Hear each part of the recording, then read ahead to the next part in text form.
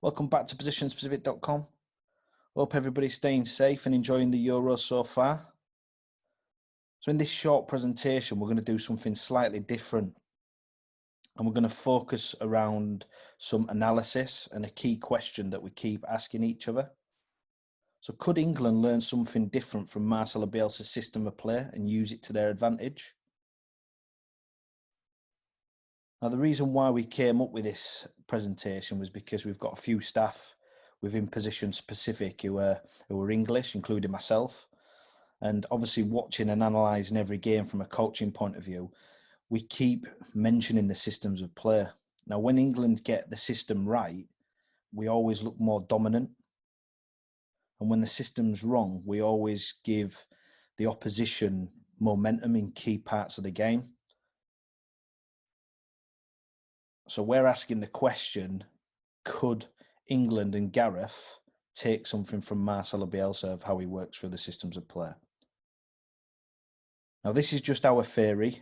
You know, we're not saying that this is right or wrong. This is just our ideas of what we feel that they could take from Marcelo. And in this presentation, we'll have a look at predominantly the Scotland game, because we lost momentum and didn't dominate the game like we should have done. We'll have a look at how they matched up against Croatia and how that helped us when linked to the system. And then we'll have a look at how we feel that Marcelo would have set up against Scotland. So hopefully you'll enjoy this short presentation. If there is any questions at all or anything that you don't understand, make sure that you leave your comments below and we'll get back to you as soon as possible.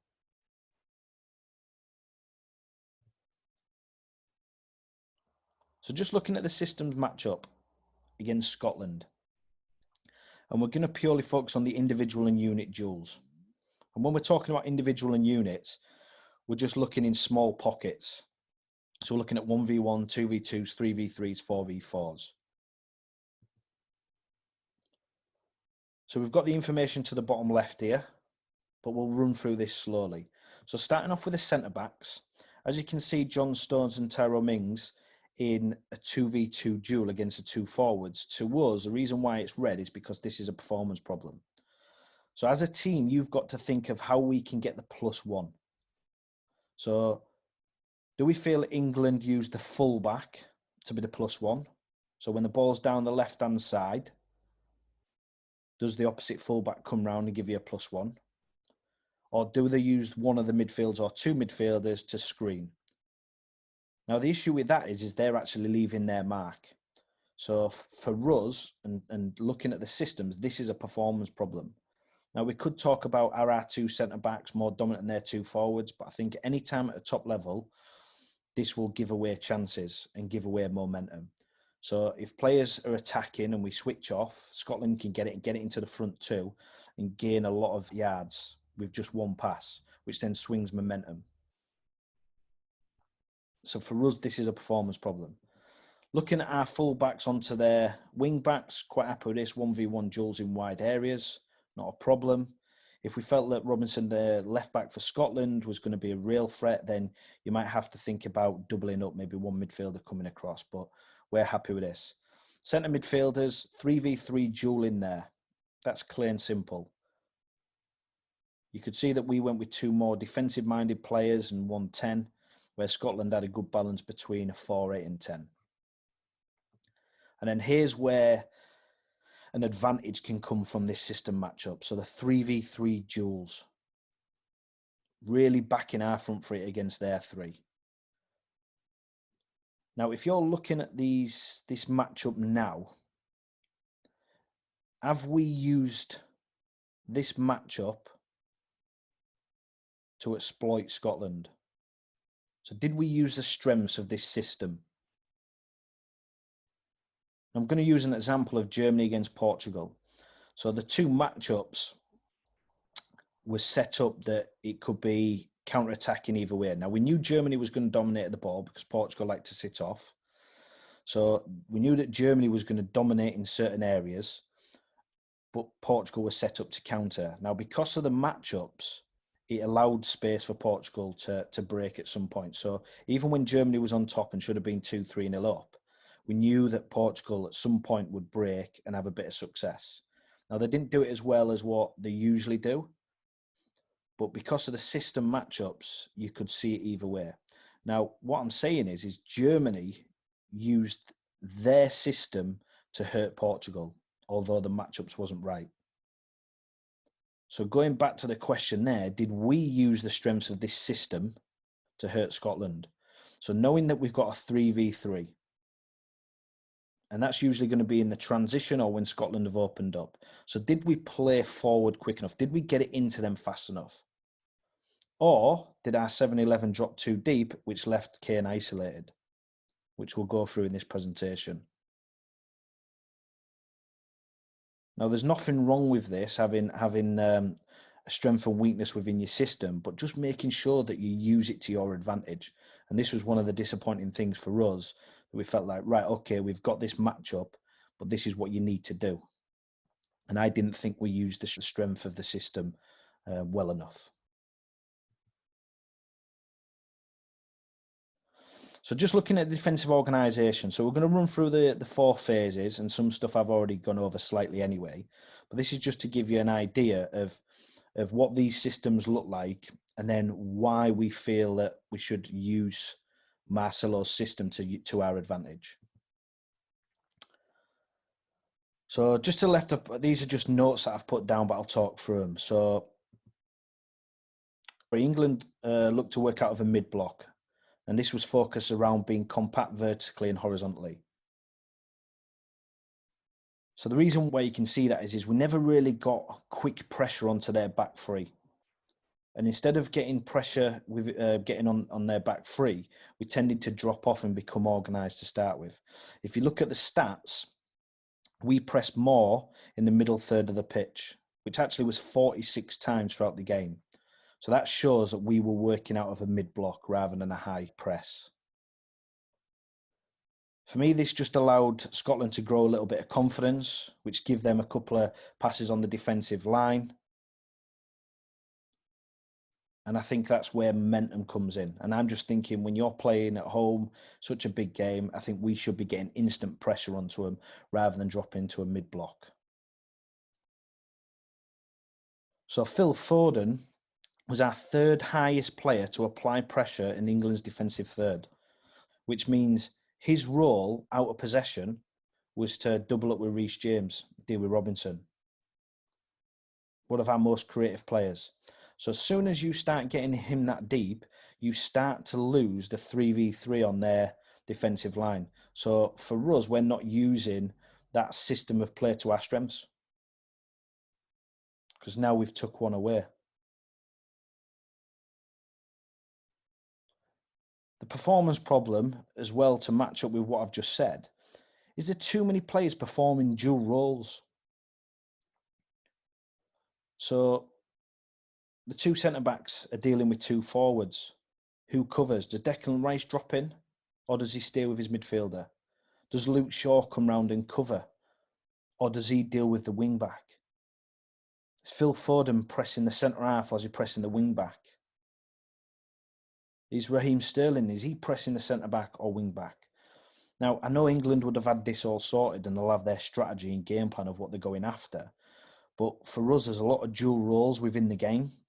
So, and when you're looking at such a big game, you know, and we're talking about emotional control, it's so easy to lose concentration when there's dual roles.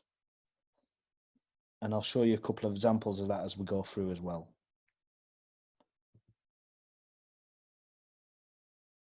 So these was just the areas that I felt we sort of struggled to deal with.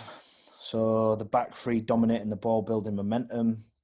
The 2 wing backs, who does that job? Is it our right back? Is it our right forward? And obviously the 2v2, which we spoke about.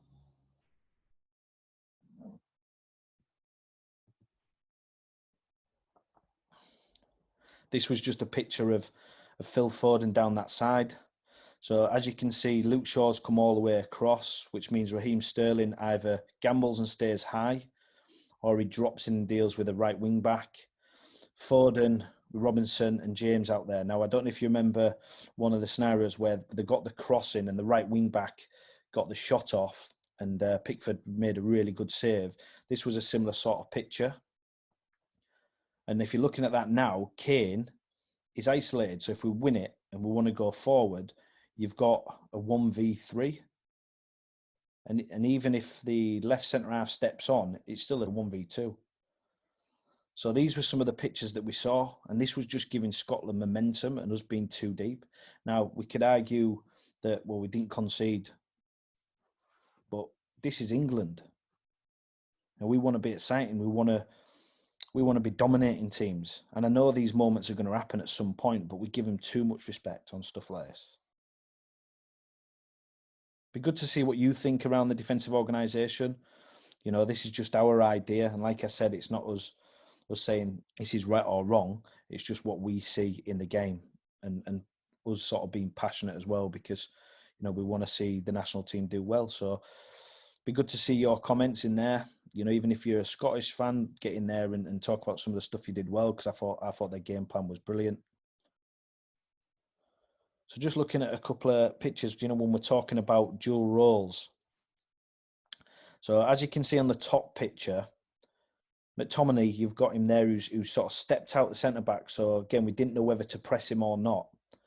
And then Foden has then jumped, pressed the left centre-half, which then leaves Robertson free.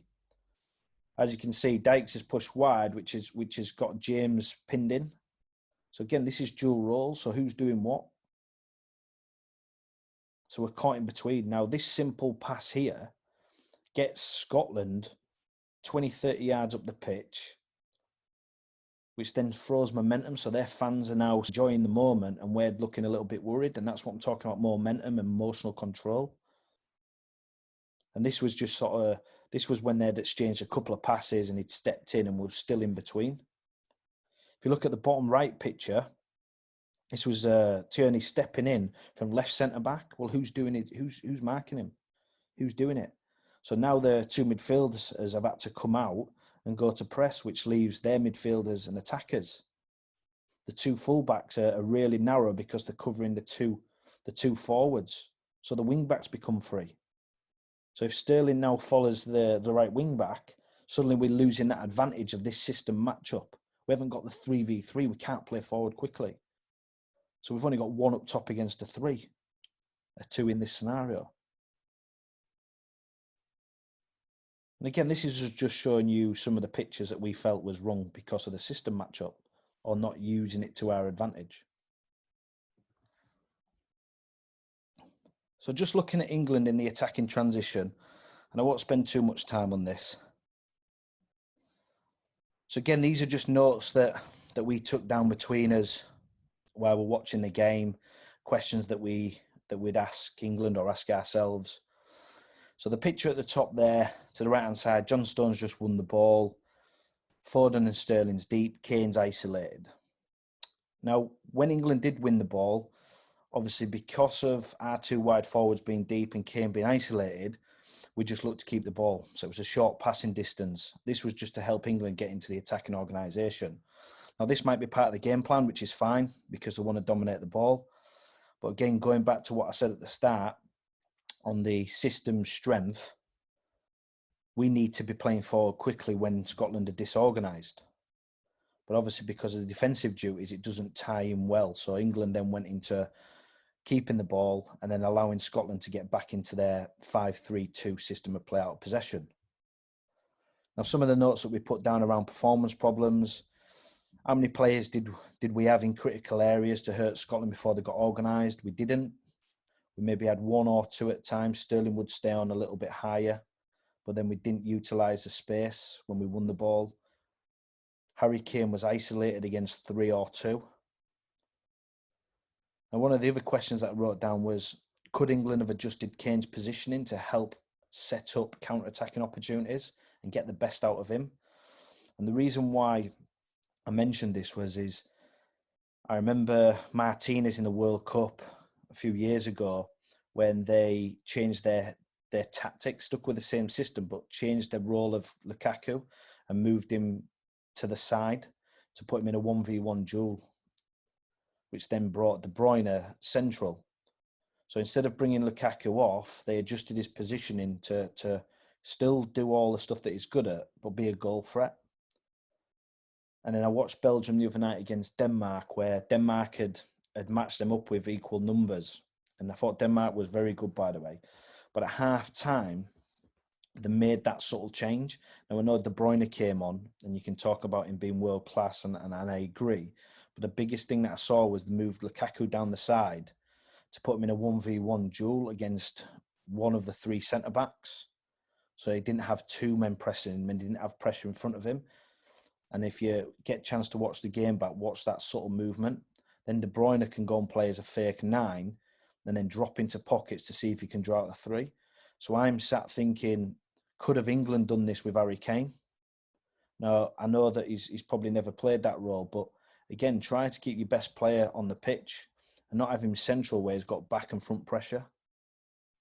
So I thought that was a real good subtle move by Belgium, and I felt that England had an opportunity to maybe do the same thing. So Foden's played as a fake 9 for Man City. Obviously, Sterling's done the same thing as well. So I felt that the personnel on the pitch would be used to doing it. It's just maybe tweaking some of the stuff that Kane could have done. Again, if you've got any comments on this, whether it's right or wrong, it was just a couple of ideas that we felt that they could have gone with.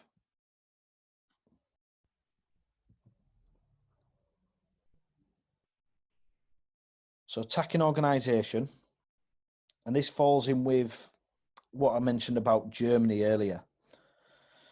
So yes, you can pin them back with a 5 and really get them into a medium to low block and dominate. Now, the biggest thing for me is we're always going to dominate the game. You know, like we're always going to dominate possession. We had 60% possession. We had 559 passes compared to their 367. We had an 89% success pass ratio compared to their 81. And we had 9 shots, but only 1 on target. So for me, we just didn't use the system again to our advantage. And I was looking at some stats the other day, and you're looking at Germany when it was a similar sort of matchup where they could get overloads down the side. I know the system was slightly different, but it was set up for them to get crosses in the box. And I was talking to one of our colleagues, and I was saying it'd be interesting to see if Germany get into these crossing areas and turn them down or deliver. And they were delivering them all the time, which caused Portugal problems. We should have done the same. We should have done the same for us. You know, we've got Shaw at left back and we've got Reece James in. I'm thinking now we're set up for crossing. And I think looking back at the stats, we're the 3rd lowest on crosses into the 18-yard box. And I just felt that, again, that was just something that we should have used to our advantage. Now, because we kept turning that down, Kane then started to drop deep, which sometimes it did allow runners to get in beyond. So you watch the game back, there was probably 4 or 5 moments where we got some really good passes over the top, but we just didn't bring it down and hurt Scotland. On the other side of it, was the ball speed quick enough? Did we switch the play quick enough? A couple of pictures here. Reece James playing to Kane, Hanley tight to him because there's no threat going in beyond. There was Foden who'd gone on one side, but Sterling's not up against, so McTominay was sat there. So they had actually a +2. Obviously, with that pass getting played in, you're talking 30 yards, maybe 35-yard pass, maybe a touch more. That's easy enough for Hanley to get tight and put contact on him as he takes a touch, but Gilmore to front screen. It's a really difficult technique for Harry Kane there. Again, you see the picture below, same picture but higher up. Probably looking at a 15, 20-yard pass there, cover on the defensive line. He can step out and go with Kane, front pressure, back pressure. Another really difficult technique as well to get through. And I thought, again, Scotland did really well with this. I thought tactically they'd obviously worked on this and got the better of us. So looking at the defensive transition, now this is the key one for us. This shows us when the system matchups are wrong and teams aren't quick enough in the transition. So this is when England lost possession of the ball. Now, we've just done our own stats on this. Now, I know there'll be more accurate stats out there. This was just us analysing the game and doing it ourselves. So there was 41 defensive transitions. that we felt. Now, whenever the ball's bouncing around and it goes from a transition to a transition, or it's someone stretching for the ball, or it's a header which bounces all over the place, we don't class that as a transition. We just go for clear defensive transitions because we don't have the technology to get a computer to do that. We just go off clear defensive transitions. So for us, there was 41 defensive transitions. In that 41, Scotland retained possession 64% of the time. So when we're talking about retaining possession, when they win it, they'll have 3 or more passes or keep it for more than 3 seconds. So that's us then saying that they've retained possession. Out of that 64%, Scotland, 53% of the time, they progressed or broke lines, moved into their attacking organisation higher up the pitch, which is crazy. But then that shows us that the system matchup is wrong, or we're not quick enough in the transition, and this becomes a real performance problem. And I'll go into it a little bit about Croatia, but this is where momentum kicks in. And if you win the defensive transition, you feel like you're having a better game. And the crowd get on your side because you keep picking the ball back up and you're constantly in possession. And when you start to look at a team who's 53% of the time progressing or breaking lines, there's an issue somewhere. And the momentum's definitely going to change. So the performance problem in some of the notes at the bottom there, was this a plan for England to drop into an organised state before looking to press? So it might have been, which is fine. But if so, cut out that forward pass while you're doing it. And did they find the mark quick enough? Or was we stuck between dual roles again? So tying in from the defensive organisation. Again, these types of things are just things that we've seen. So, I'm pretty sure we could sit down with Gareth and his good team and they could explain all this and it's fine. And we're not saying that we know better than them, that they've done a really good job, and I believe in what they're doing, and I still think that England will do well in the tournament. But for us, these were just things about performance problems of what we felt that hopefully they've seen. And if they could maybe get this right or change the system, which we talked about, maybe some of the stuff from Marcelo to help them out.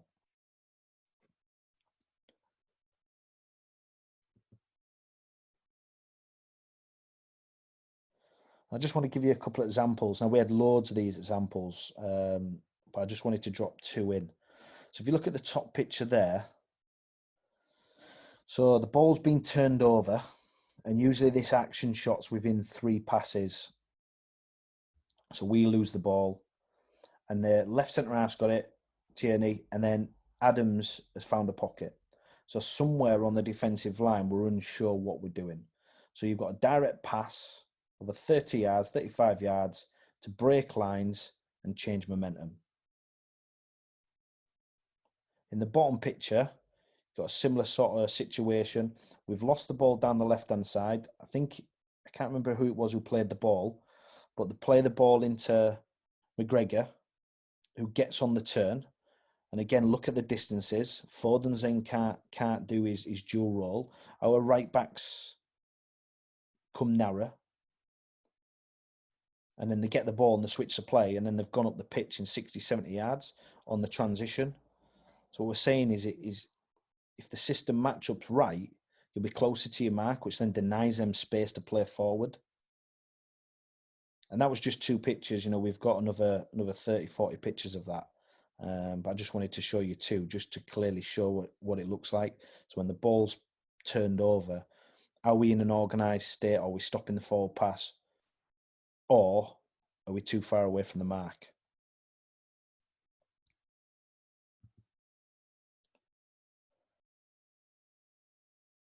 So you've got the teams against Croatia to the right-hand side, and Croatia's starting team. And I'm just going to look at the units again. So defensive unit. So you've got a 4v3. Happy with that, +1, because they're playing 4-3-3.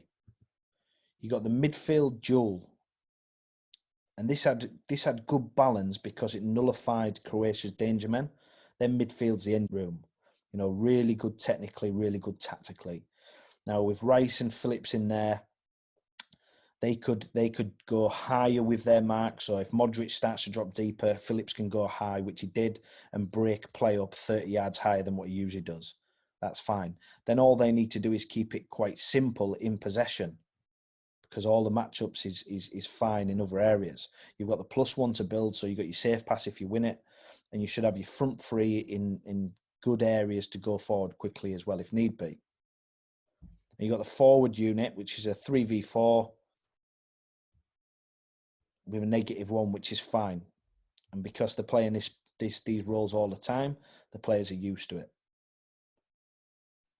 But if you're looking at this, the wide players' predominant role is the fullbacks, and they can also jump past the centre halves. Kane's roles is the 2 centre halves. And what you've got to remember is if a fullback pushes on and Foden goes with him, which will happen, Kane is in a 1v2, maybe Sterling on as well. So he hasn't got a 3v1 all the time. So when you're talking about percentages, because of Kane's ability, playing into him with a 1v2, he's going to have a better percentage record of keeping the ball and helping us progress up the pitch in that scenario rather than a 1v3. Within that, Mount, obviously, with his energy, could go and join in and link things up as well. Now, because of Croatia's 4-3-3 and us in a 4-2-3-1, the matchups are fine. So whenever the ball turned over in a defensive transition, we were instantly there with our mark, and we wasn't doing too many dual roles. If you look in here, centre halves deal with a forward. Fullback deals with their man, doesn't need to cover because of the +1. Midfield deal with their man, track their runners, depending where they go. Wide forwards deal with their fullbacks. Jump press the centre half if the ball's on one side. Kane, deal with the centre halves. So that we haven't got many people in dual roles. So when things are going wrong, we need to look at that emotional control. We're quite clear on what we're doing, and that's because of the matchups. And if Croatia go to a 2-1, which they kept changing, it's fine, because we push one of our defensive midfielders up and they can nullify what they're good at, but higher up the pitch, which Phillips did.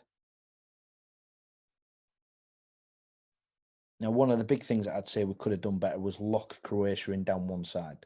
So once we've got them down one way, can we get on the inside shoulders and keep them down that side? And then the second thing is I felt that Kane's defensive positioning was too low. So there was times when we was in a medium to low block, which is going to happen in any game. When we went to clear it, Kane was like 10, 15 yards in our own half. So when we overcleared it, it went to their centre halves and they could build. Now, I'm just saying to him, get as high as possible, stay right on the centre halves. So when we get it, we can get out and it can give us a bit of momentum. But overall, it was a good game, and I think England deserved to win the game, and Croatia are a top side.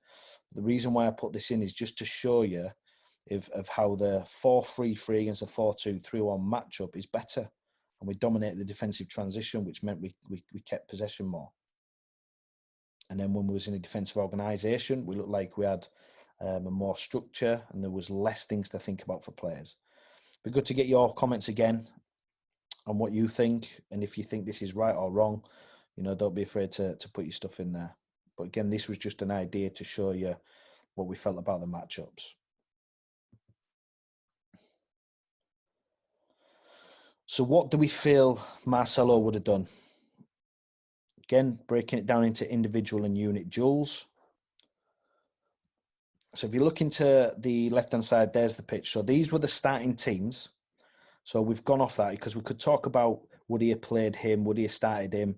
And I just think, we could pick whatever side that we felt that would be better. But what we've gone with is a starting 11. And now we feel he could have adapted that. So if you're looking at the defensive line, so Declan Rice could have dropped into a back three, which he's done before. That gives us a +1 to build. And within that building, we can manipulate the two forwards. We can switch to play quicker because the distances are shorter.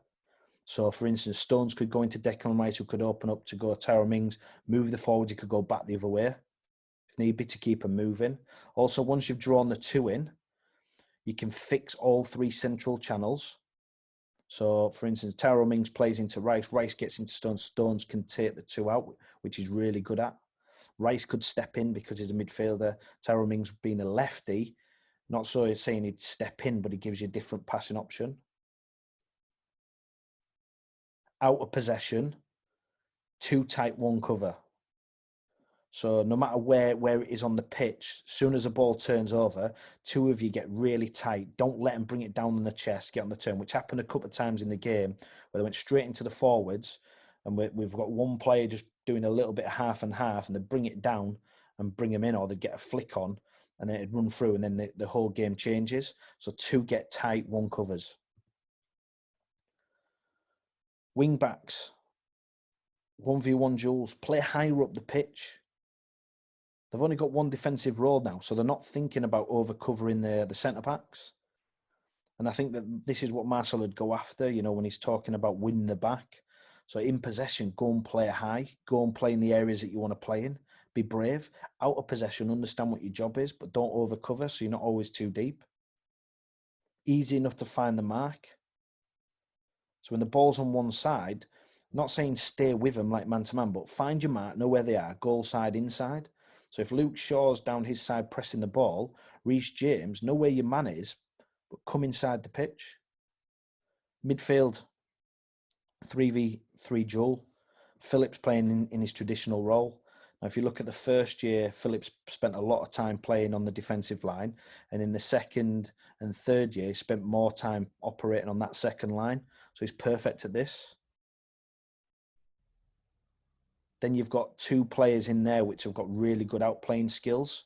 So Foden and Mount to dominate their two midfield rather than their midfield being technically better than us. Phillips will protect the space all day and mark it and his mark. But also them two understanding that this is my mark when the ball turns over. So yes, there's going to be opportunities where you're going to have to defend, like Foden did. But I guaranteed if he was playing in this midfield, he wouldn't be the third highest player pressing in his own defensive third. He'd be doing a lot of his stuff in the midfield. Same as Mount. Again, goal side, inside, depending where the ball's at.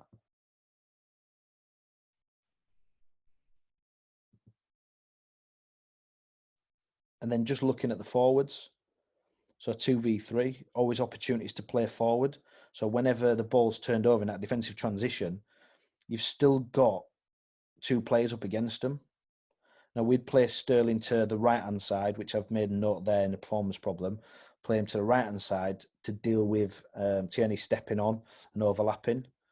But he didn't do it that often, so Sterling would only have to do it a handful of times, which then leaves Kane in a 1v2. So we've, the percentage of us playing forward, it's probably easier for him to deal with than a 1v3, which we've mentioned a couple of times now.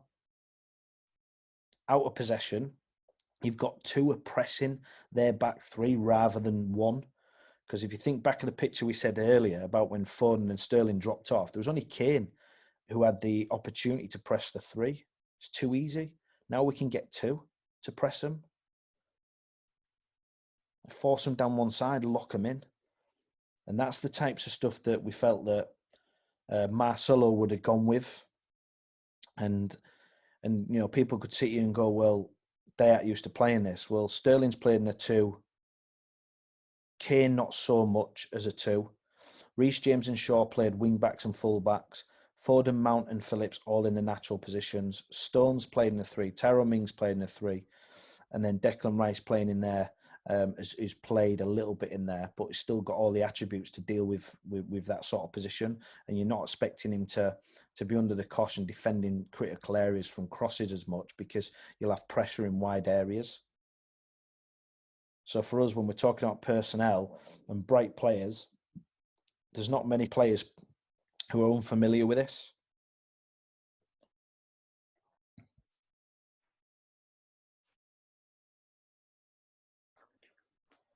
So hopefully that gives you a bit of an idea of what we mean when we're talking about the matchups. And again, listen, we're not sat here saying this is what Gareth and his England team should be doing, because there's a lot of stuff that they're doing that we really like. And let's be honest, since he's been in as England manager, him and his team have done a great job.